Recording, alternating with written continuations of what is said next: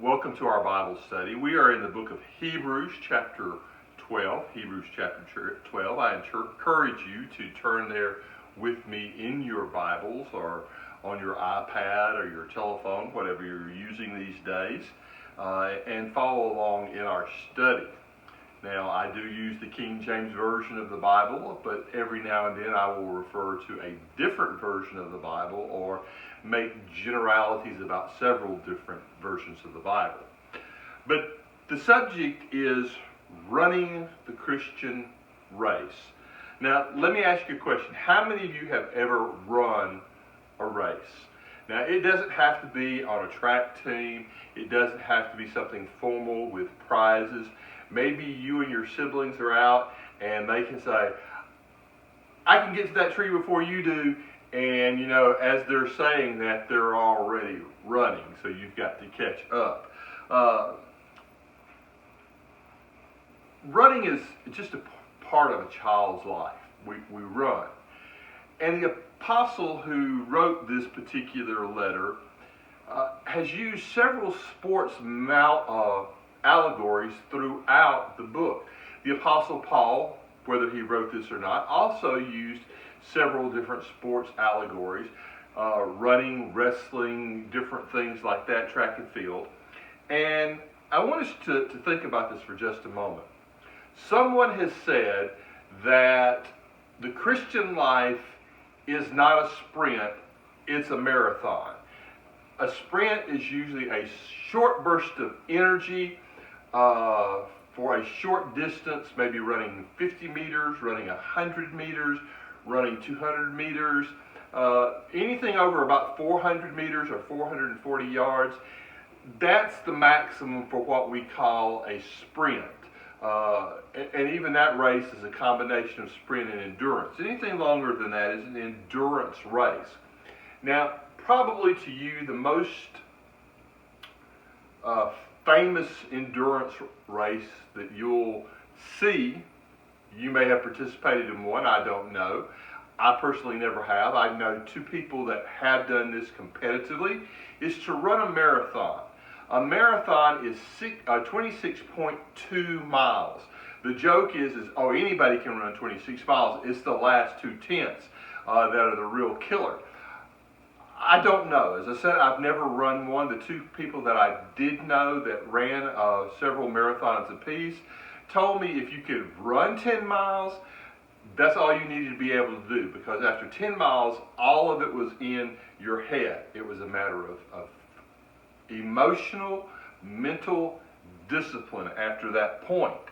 And while 26.2 miles sounds like a lot, that's not quite the Christian life.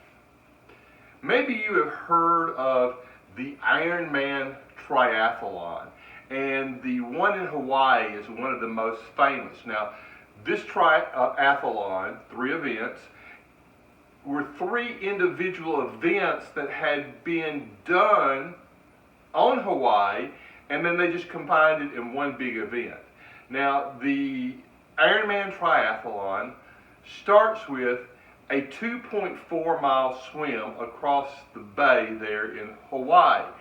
The water is about 77 degrees most of the year around, but there are currents, and these currents are very strange in the way they flow, and you have to get used to it, and they recommend you swim the bay a couple of times before the actual competition so you get into the bay. Now, 2.4 miles, yeah, that's it.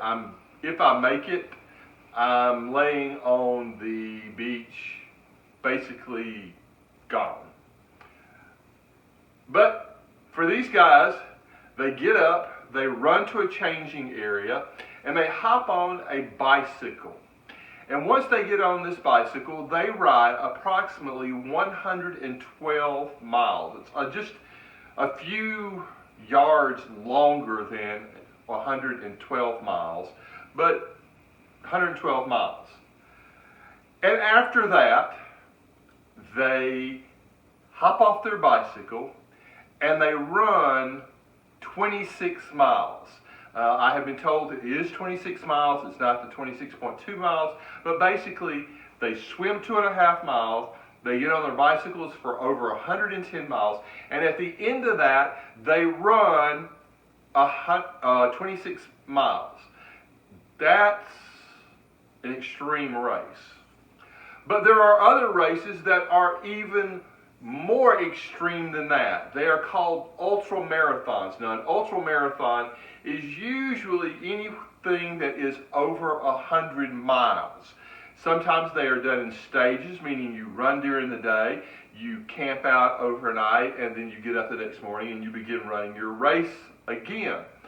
But most of them are not stage races. They are extreme races. There is one in Norway. There you run, it's in the wintertime, so you're running your marathon in extremely cold temperatures and snow. There's one in Brazil where you are running in up and down the mountain ridges through the area. But the world's toughest race is called the Badwater Ultra Marathon, and it is run in the Death Valley Basin. The race itself is 146 miles, and this is not a stage race. The record was set 2 years ago, and that record is 21 hours and some minutes to run 146 miles. But that's a little deceptive when I tell you it's 146 miles, because the trailhead where the race actually begins is 11 miles away from the nearest road parking area. So you park your vehicle and you have to travel 11 miles just before the race starts. Now for me, that's a day's walk in and of itself. But then they get there and the race starts at an elevation of minus 240 feet below sea level. And it travels through the desert, and you are slowly going uphill. And when you finish the race at Mount Whitney, you are 14,000 feet above sea level. So you have gone from about 16,000 feet in elevation. This particular race is always ran in July. Temperatures can get to 130 degrees Fahrenheit during the day, and the temperatures can drop down into the 40s at night. And remember, the world's record is 21 hours, but there are some people who run this what is called solo. Now, when you run solo, it means what's going on is you do not have a support team. A lot of these runners have support teams. They have water stations set up for you. They have food for you to eat, protein bars, energy bars, things like that, to help keep you going. They'll have changes of shoes, changes of socks, just whatever you need. Some of them wear the funny little hats with the umbrellas that are already built on them, and some of them actually have these little portable fans that they can wear to help cool them down. When you run solo, you don't have any of that. You have to run carrying all your supplies. And usually they take a baby buggy or some kind of homemade cart, and they put over 200, close to 250 pounds of water and food and extra supplies that they need, and they have to push it themselves along the race. Folks, that is life. Oh, and just so you know, some of these guys are not satisfied with running a race of 146 miles, plus the 11 miles that they have to hike in to get to the place, which is now a race of 157 miles. Some of these geniuses, They turn around once they have finished the race and they run it again. They run back to the beginning for the Badwater 300. Now, those people who run solo, their times, because they're pushing that weight, is over 70 hours. I think 70 hours and some minutes is the record for a solo run. But really and truly, that is what the Christian life is about. We are under a load. Those people who tell you that when we are Christians, that we have no problems in life, everything is good, everything is hunky-dory, it becomes a living rose garden, they are wrong. It is a burden. And I really think of these guys running the Badwater race, ultramarathon, by themselves, pushing these carts. They are an apt description. It is easy for us to become discouraged and depressed by the adverse conditions that are going on, the obstacles. This is not a paved course. This is not, like running on a track. This is running a trail with rocks that has riverbeds, that has creek beds, that has water, lake beds, small lake beds and stuff. Most of them are dry, but it's difficult to run on these places. We have temptations and we have struggles, and it's easy to want to give up and quit. And that is exactly what is happening here with the Jewish Christians. They are going through adverse circumstances. Obstacles to their faith have been thrown up. They are facing persecution, plus just the difficulties of being a Christian in a worldly society. And they're tired. They're really tired. They have been fighting a battle, a struggle, a spiritual warfare, and they're just about ready to check it off. They just want to quit. And there have been a lot of good Christians throughout the years that have felt the exact same way. And this is kind of what the writer of Hebrews is talking about here. We are to run the Christian race. And the success of running the Christian race is found in this chapter. And again, we're not going to be able to finish this chapter, but I do want us to look at several different things. We're going to begin by looking at verse 1. Wherefore, seeing we also are compassed about with so great a crowd of witnesses. We're just going to stop right there and examine that phrase from this passage for a little bit. Now, wherefore, in the NIV and several other translations, they translate that word as therefore. That's legitimate. It links what they're saying now to what has been said before. But it doesn't go back to chapter 11. It goes all the way back to chapter 10, about verse 35 and verse 36, where it says, and I believe I'm reading from the NIV at this point, wherefore do not throw away your confidence, which has a great reward. For you have need of endurance, so that when you have done the will of God, you may receive what has promised. So the writer of Hebrews is telling us, don't give up. Run your race in endurance. Because even if you don't finish the race, you're not going to receive your reward. So run your race. And that's important that we do run our race. We are compassed about with a great cloud of witnesses. Now that sounds so simple. But again, there are so many different ideas about what this entails. Now I will tell you this. The cloud of witnesses are those individuals who are mentioned in chapter 11. Starting with Abel, Noah, Enoch, all of these guys. And not just those individuals as well. But I gave you the assignment, and I'm sure no one did it, but I hope now that I mention it to you, you'll think about it. Make your own Hall of Faith list. Write down of people that you know who endured in the faith and that you truly believe God found them faithful in their lives and pronounced, "Well done, thou good and faithful servant," and write down why you think that is true. But the difficulty becomes in this area. What are these witnesses doing? Now, some of the modern translations translates this not as witnesses, but as spectators.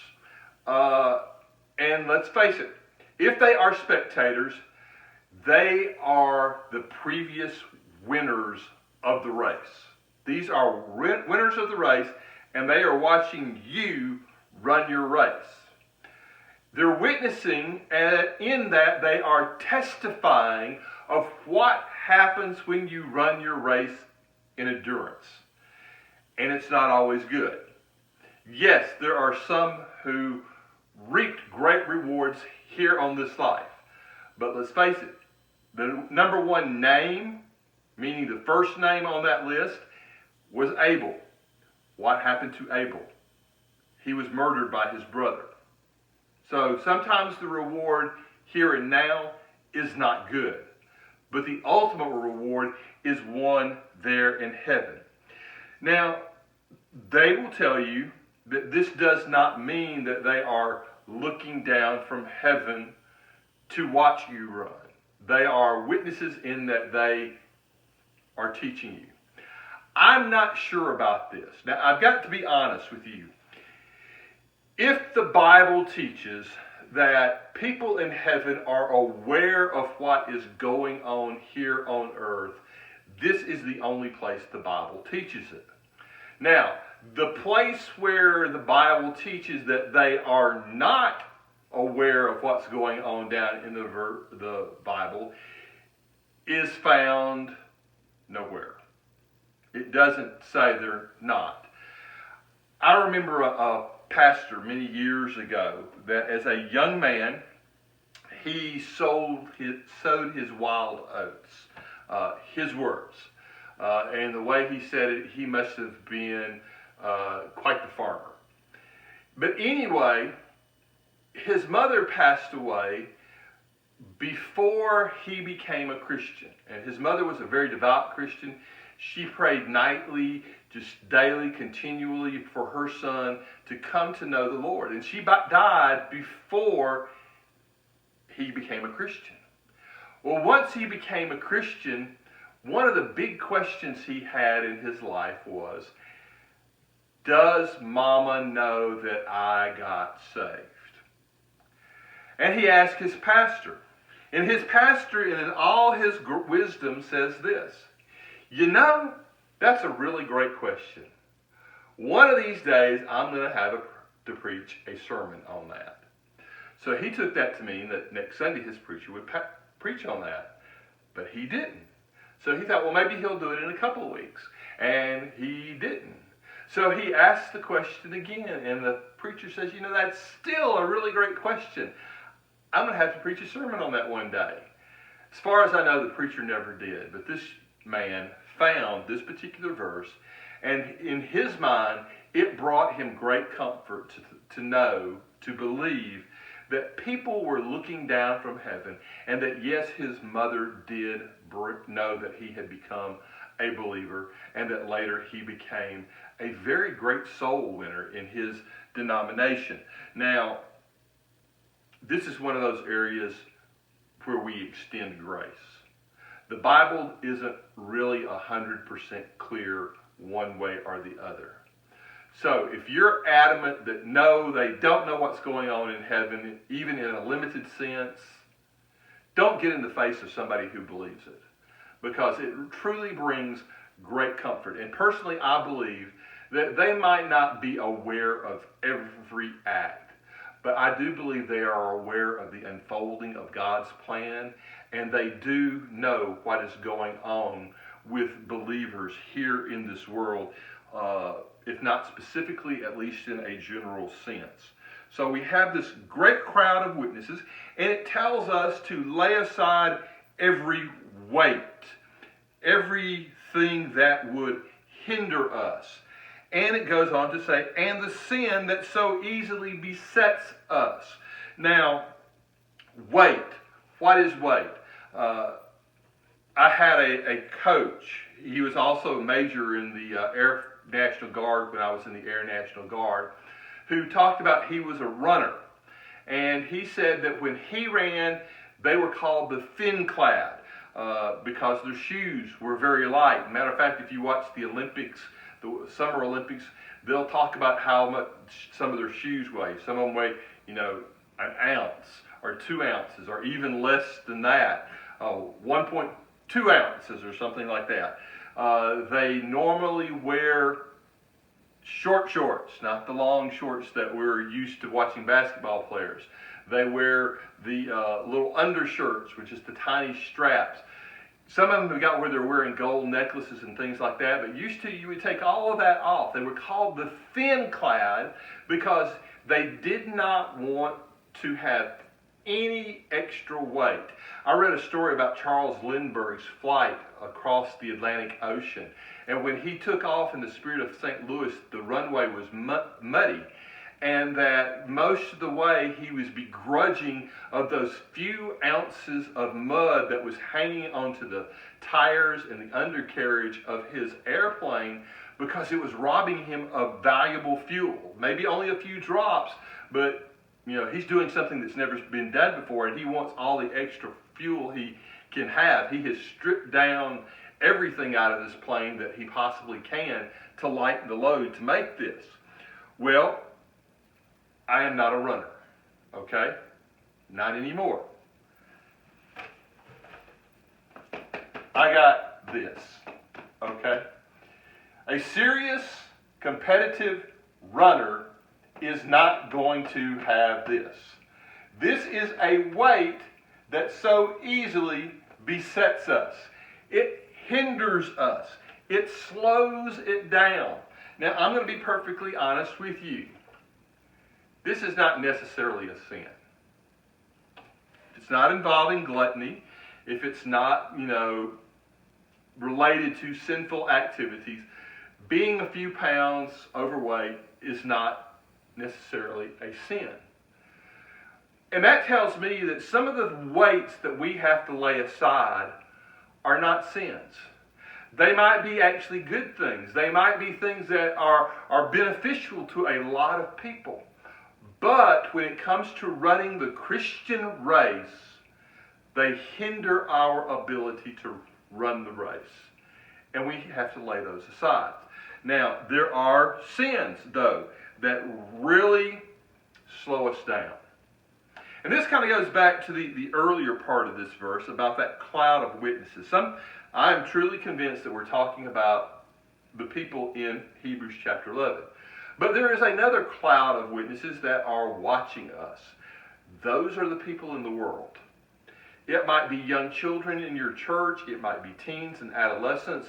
If you're an older adult, it might be some of the younger adults. They're looking at you in your life, and they see you do something, and they think, hey, it's okay to do that. Well, in reality, it's not. And you're hindering your race, but you're hindering the race of this cloud of witnesses as well. So we are to run with patience the race that is set before us. Now, this word patience doesn't mean waiting. And sometimes you will hear a coach tell someone, you got to be patient. You got to wait for your time. You got to wait to make your move. If you make your move too quick, you lose your kick, you get tired, you slow down, you lose the race. That is true. But this particular word, patience, means to run with endurance. Endurance. Now, I have never run to this extent and don't care to. But some of these guys who run marathons and these ultra marathons, they began their race and they start running. And maybe they do get dehydrated. Maybe they passed a water station in the marathon in the Olympics and they don't drink water at this particular station. And by the time they get to the next station, they are so dehydrated, they chug down like 3 or 4 cups of water, and they get too much water in their stomach, and they get sick. Not only that, sometimes they get fractures in their shins. When you're running long distances, that constant pounding on your feet and your leg can cause stress fractures in your shins and in your feet. You get blisters. There is a condition that is called runner's diarrhea because they run, and if their heart rate gets too high for too long, their body evacuates any extra substances that are there. It's not pretty. It's easy to want to give up. And as I said, the people that told me if you can run 10 miles, you can run a marathon because it's all in your head, the head's not been conditioned. It's not been conditioned, so they are not able to continue. They give up. And the writer here is saying, don't give up. Get rid of everything that hinders your run and just run. Endure to the end. Probably one of the best marathons that I ever watched is this guy. He had fallen earlier in the race, but he's still running, and he's coming in basically dead last. But he's not giving up. And all of a sudden, he enters the stadium, and you can see him limping. He's kind of bloody. He's sweaty. And out of the stands, this guy jumps out on the track, and the police are trying to stop him, and he's my son, he's my son, he's my son. And he reaches over and takes his son under his arm, puts his arm across his shoulder, and they begin to run those last 100 yards together. He didn't give up in spite of the obstacles, the adversity, and the pain that was going his way. And that is the admonishment that is here. We are surrounded by a great crowd of witnesses. Spectators, some people translate it. These are people who have run the race, and their testimony says, I did it, you can do it, it's worth it. I truly believe that they are there cheering us on, encouraging us to win the race. And I believe that if it was possible, that they would jump out of the stands and they would grab us and they would carry us to the finish line as well. Now, verse 2 really and truly talks about the goal of the race. The goal of the race is to cross the finish line. Now, in modern Olympics, in modern racing today, foot races, we have that little piece of ribbon that runs across there. And you want to break the ribbon. If you're looking at a car race, it's the checkered flag. You want to take the checkered flag. And we have a goal here, and that is to reach the finish line. How do we reach the finish line? Very simply, you focus on Jesus Christ. You focus. It says, looking unto Jesus Christ, the author and the finisher of our faith. The word looking is, I just looked out the window here. Boom. The wind's blowing just a little bit, not a lot. That's not what the word looking here means. Okay? This is looking right here. I am intently focused upon the lens of the camera that is recording it. It's all I see. I know it's on a stand, but I'm not looking at the stand. I'm looking only at the lens. And that's what the writer is saying here. Don't focus on the crowds. As I watch track and field events, you'll see these guys who are running, and they will turn, and they will look to see where their competition is. Sometimes in horse races, the jockeys will look a little bit. And imagine you're riding a horse, and you've got your reins right here, and you turn this way. What have you just done? You've turned the reins just a little bit. You slowed your horse down. You changed his course. He's not taking the direct course. You're looking as you're running. You're wasting energy. This is the problem that Peter had when he walked upon the water. He looked at the waves. He focused on the winds that were buffeting him. And he took his eyes off of Jesus. And he sank. We are to look to Jesus. We are to focus on Jesus. I'm going to tell you what, there are a lot of great men and women of the faith out there. James Arminius, Martin Luther, John Calvin, Whitefield, the Wesleys, Spurgeon, D.L. Moody, John Bunyan. These are some great people, and they can inspire us, and they can motivate us. But motivation is just not enough. We have to look to Jesus Christ, who is the author and the finisher of our faith. The word author here means the trailblazer. He goes and he marks the trail so that we know how to get there. He is the one who finished our race with his death, his burial, his resurrection, and ultimately his ascension into heaven. Now let me say that he says it's for the joy that was set before him, he endured the cross.